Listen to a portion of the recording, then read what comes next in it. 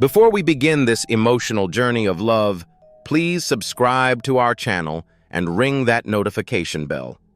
Your support helps us bring you more heartfelt African stories. Now, let's dive into a tale that will touch your soul. The old clay pot slipped from Pearl's trembling hands, shattering into 1,000 pieces on the hard earth. Each fragment seemed to echo the state of her own broken heart. At 23, her hands bore the scars of endless chores, her eyes held the weight of unshed tears, and her spirit carried burdens no child should know. "You worthless girl!" Mama Kessie's voice cut through the morning air like a whip. "Look what you've done!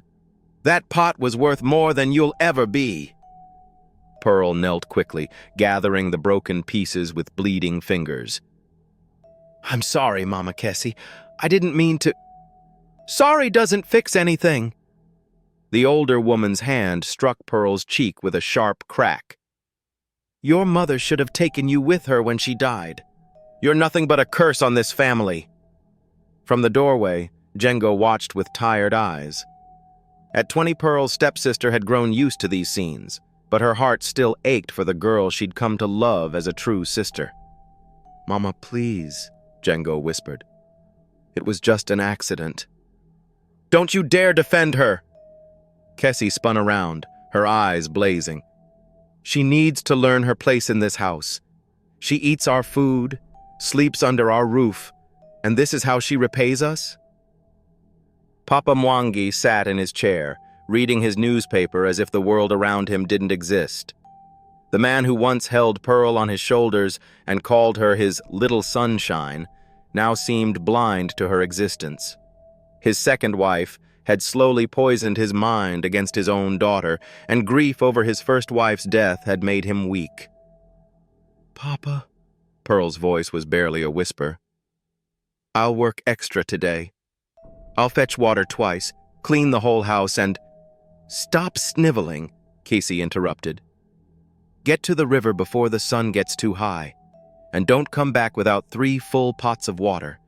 Maybe carrying extra weight will teach you to be more careful." As Pearl gathered the heavy clay pots, Django slipped beside her. "I'm sorry," she whispered, pressing a small piece of bread into Pearl's hand. "I saved it from breakfast." Pearl's eyes filled with gratitude. "Thank you, sister." "One day," Django whispered even lower, "things will be different.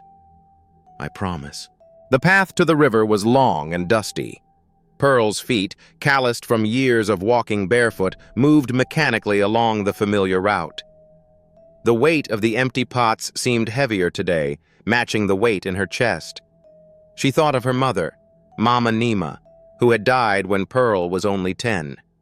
Beautiful, kind Mama Nima, who used to sing while braiding Pearl's hair and tell her stories of brave African queens who conquered kingdoms with their wisdom and courage.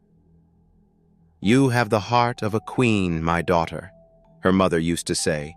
"Never let anyone make you forget that." But it was hard to remember those words when every day brought new humiliation. The river was peaceful this morning, its waters flowing gently over smooth stones. Pearl knelt at the bank, filling the first pot when she heard a low groan nearby. Her heart jumped. Behind a cluster of acacia trees, she saw the outline of a person lying motionless on the ground. "Hello?" she called softly, fear making her voice shake. "Are you all right?" When no answer came, she crept closer. A young man, perhaps in his mid-20s, lay unconscious among the bushes. His clothes, though torn and dirty, looked expensive. Blood trickled from a wound on his forehead, and his breathing was shallow. Pearl looked around frantically. She should run home, tell Papa Mwangi, get help. But something in the man's face, peaceful despite his injuries, made her hesitate. "Sir, can you hear me?" She touched his forehead gently. He was burning with fever. Without thinking, she tore a piece from her own worn dress, soaked it in the cool river water, and placed it on his forehead. His eyes fluttered open for a moment, dark and confused. "Water," he whispered. Pearl cupped river water in her hands, letting a few drops fall into his mouth. He swallowed gratefully before losing consciousness again. She couldn't leave him here to die. Whatever happened, she couldn't live with that on her conscience. With strength she didn't know she possessed, Pearl managed to half-carry, half-drag the stranger toward home. He was tall and lean, but unconscious weight was difficult to manage. By the time she reached their compound, sweat poured down her face and her arms shook with exhaustion. "Mama Kessie," she called. "Please help. I found someone who needs—" Kessie emerged from the house, took one look at the unconscious man, and her face twisted with rage. "What is this? What have you brought to my house?" "He was dying by the river. He needs help, medicine. Get him away from here. I won't have strange men in my home." "But Mama Kessie, he could die." The slap came so hard it knocked Pearl to the ground. "I said get him away! Take him somewhere else! And don't you dare come back until you've learned to obey!" Papa Mwangi appeared in the doorway, glanced at the scene with indifference, and went back inside without a word. Django ran to Pearl's side. "Sister, are you hurt?" "Help me," Pearl whispered, struggling to her feet. "There's an old hut behind Mama Fatima's compound. It's been empty for years." Together, the two girls managed to move the stranger to the abandoned hut. It was small, dirty, and leaked when it rained, but it had walls and a roof. "I'll bring blankets," Django promised, "and food when I can steal it." "Thank you," Pearl whispered, already kneeling beside the unconscious man. "What's your name?" she asked softly, not expecting an answer. "I'm Pearl, don't worry. I'll take care of you." For 3 days, Pearl divided her time between her endless chores at home and caring for the stranger in the hut. She brought him water, cleaned his wounds, and spoke to him softly even though he rarely responded. On the 4th day, his fever finally broke. Where am I?" His voice was hoarse but alert. Pearl, who had been dozing against the wall, startled awake. "You're safe. You were hurt. I found you by the river." The man tried to sit up, wincing. "The river. Yes, I remember. There were men. They wanted—" He stopped, studying Pearl's face in the dim light filtering through the hut's cracks. "You saved me. Anyone would have done the same." "No," he said quietly. "They wouldn't have." His name was Joseph, he told her. He claimed to be a trader who had been robbed on the road. Pearl didn't entirely believe him. His hands were too soft for a trader, his speech too educated, but she didn't press. Each day, as she brought him food and changed his bandages, they talked. Joseph was unlike anyone Pearl had ever met. He listened when she spoke, asked about her dreams, and treated her with a respect she'd almost forgotten existed. "You remind me of the morning sun," he said one afternoon as she cleaned his wounds. "Gentle but strong, bringing light to dark places." Pearl's cheeks warmed. "You're kind to say so." "I'm not being kind. I'm being truthful." His hand covered hers briefly. "Tell me about your family." The kindness in his voice broke something loose in Pearl's chest.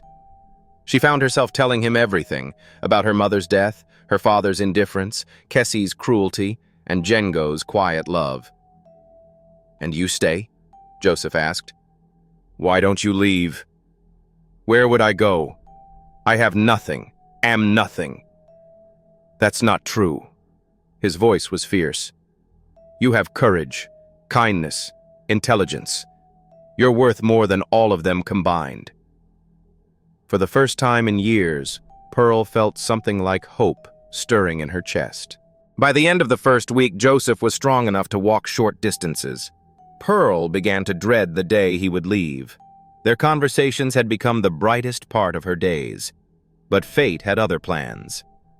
"There are notices posted all over town," Django whispered urgently as she helped Pearl carry water to the hut. "A rich family is offering 1,000,000 shillings reward for their missing son. The Mwema family, They own banks and factories. Their son disappeared a week ago. Pearl's blood turned cold. The timing was too perfect to be coincidence.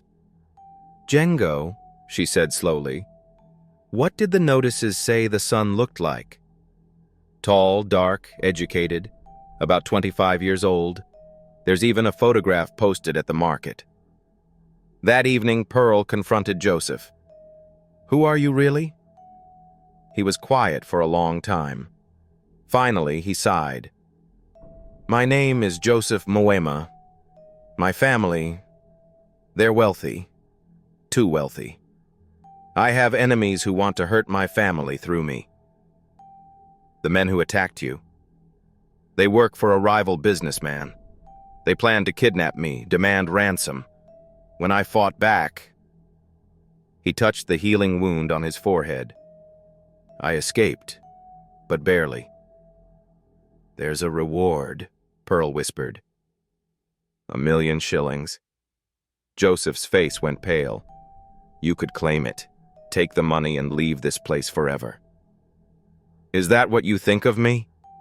The hurt in Pearl's voice was raw. "That I saved you just to sell you later?" "No, My family doesn't know who you are. Only Django knows about the reward, and she would never..." Pearl stopped. "But if others find out..." They stared at each other in the flickering candlelight, both understanding the danger. "I should leave," Joseph said. "Tonight. I've put you in enough danger." "No." The word came out fiercer than Pearl intended. "You're still healing. And besides..." She looked down at her hands. "I don't want you to go." Joseph reached out, tilting her chin up until their eyes met. "Pearl, The sound of voices outside made them both freeze. "Search everywhere," Kessie's voice carried clearly through the night air. "He has to be around here somewhere." Pearl's heart stopped. Through a crack in the wall, she could see torches moving through the darkness. Papa Mwangi was there, along with several men from the village. "Someone told her," Pearl whispered. "Someone saw me coming here." "Hide," Joseph urged. "Let them take me. The reward money. Your family needs it." "Never." "Pearl, be practical." "I said never." Her voice was fierce. "You think money can replace what you've given me? For the first time in years, someone sees me as human. You think I'd trade that for coins?" The voices were getting closer. "There's a back way out," Pearl said quickly. "Through the old mango grove. Can you run?" "Yes, but..." "Then we run together."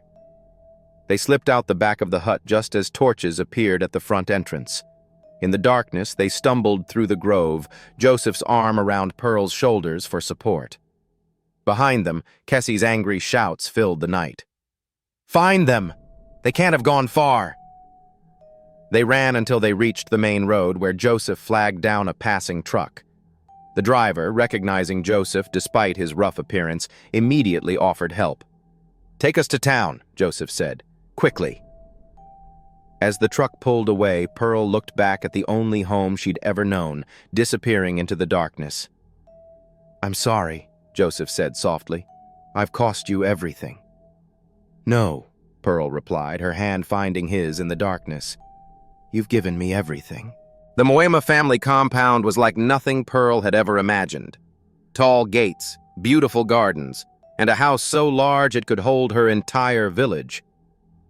As their car approached, Pearl's courage began to falter. "I don't belong here," she whispered. "You belong wherever I am," Joseph said firmly, squeezing her hand. The reunion between Joseph and his family was emotional. His mother, Mama Sarah, wept openly while his father, Baba Joseph, tried to maintain composure but failed. "We thought we'd lost you," Mama Sarah sobbed. "When you didn't come home, when we found your car abandoned." "I'm safe, Mama, thanks to her." Joseph pulled Pearl forward. "This is Pearl. She saved my life." The family's gratitude was overwhelming. They offered her clothes, food, a room, anything she needed. but Pearl felt lost in their kindness, uncertain of her place. That evening, as she sat in a beautiful bedroom that was larger than her entire former home, Django appeared at the door. "Sister!" Django rushed into the room, tears streaming down her face. "Django! How did you—" "Joseph sent a car for me. He said you'd want me here." Django looked around the luxurious room in amazement. "Sister, you did it. You escaped. What about Mama Kessie? Papa?" Django's face darkened. "When they found the empty hut, Mama went into a rage. She blamed Papa for not watching you closer, blamed me for helping you. She said terrible things. And Papa? He finally opened his eyes when he realized you were really gone, that you might never come back." Django wiped her tears. "He started crying, sister. He said he failed as a father, that grief made him forget his first duty was to protect his daughter." "And Mama Casey?" "I told her I was leaving, that her greed cost her everything. You, the reward money, everything. She's alone now, sister. Alone with her bitter heart." 3 months later, Pearl stood in the same beautiful bedroom, but now it truly felt like home. She had learned to read and write with the help of tutors. She spoke with confidence in family meetings. Most importantly, she had learned to see herself the way Joseph saw her, as someone worthy of love and respect. "Are you ready?" Django asked, adjusting the traditional African dress that Mama Sarah had chosen for the occasion. "I think so," Pearl replied, her reflection showing a young woman transformed not by wealth, but by love and respect. Today was the day Joseph would formally ask for her hand in marriage, following traditional customs. But first, there was something she needed to do. The car ride back to her childhood home felt like traveling to another world. When they arrived at the small compound, Pearl was shocked by how run down everything looked. Had it always been this way? Papa Mwangi came out of the house, his face a mixture of hope and shame. He had aged years in just months. "My daughter," he said quietly. "You came back." "Hello, Papa." He struggled with words. "I failed you. I let grief make me weak, let another woman's poison turn me against my own child. Can you ever forgive a foolish old man?" Pearl studied her father's face, seeing genuine remorse there. "I forgive you, Papa, but things cannot go back to how they were." I know. He wiped his eyes. "I just want you to be happy. Are you happy?" "Yes, Papa, I am." From inside the house, Kessie appeared. The proud, cruel woman was gone, replaced by someone bitter and broken. "So you came back to gloat?" Kessie's voice was harsh, but there was something defeated in it. "No," Pearl said simply. "I came to say goodbye properly, and to tell you that Django will always have a place with us, if she chooses." "Take her," Kessie said bitterly. "Take everything. You've already destroyed this family." "I didn't destroy anything," Pearl replied calmly. "Greed did, cruelty did. But it's not too late to change." She turned to leave, then paused. "There's a position available at one of Joseph's father's businesses. Office cleaning, good pay. If you want to start over, really start over, the offer is there." Kessie stared at her in shock. "Why would you? After everything?" "Because," Pearl said softly, "my mother taught me that queens are made not by the crowns they wear, but by the mercy they show." Pearl and Joseph got married and had children together. They lived a happy life, and in the evenings when Pearl tucked her children into bed, she would tell them the same words her mother once told her. "You have the heart of a queen, my child. Never let anyone make you forget that." Did this story touch your heart? Type love in the comment section if you felt the emotions. Don't forget to like, share, and subscribe for more powerful African stories.